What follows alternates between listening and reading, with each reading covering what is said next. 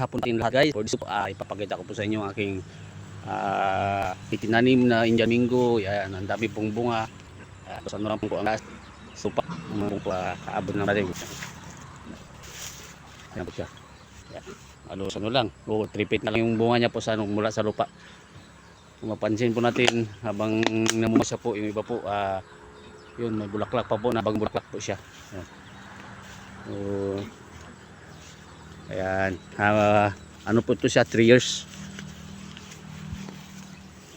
Hiningi lang po natin ito sa ang similya po nito is galing sa sa papuntang Estrella Falls. Hiningi lang po natin sa isang kaibigan nung may project ako doon. Ito po 3 years pa lang po ito. Kaya pangalawang bunga na po niya ito. So yung unang bunga po nito medyo konti lang. Ilang piraso lang. So ngayon po dami. Hindi po natin mapansin yung iba kasi po nasa loob.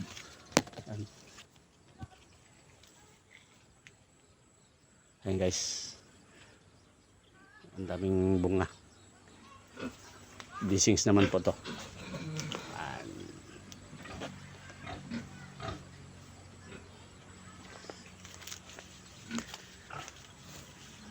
May may bagong sibol, may bulaklak at mayroon na rin pong medyo mani-mani pa lang na po. Ayan.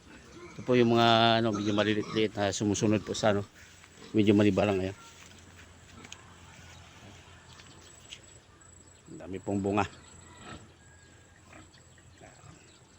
Salamat guys and good afternoon muli sa ating lahat.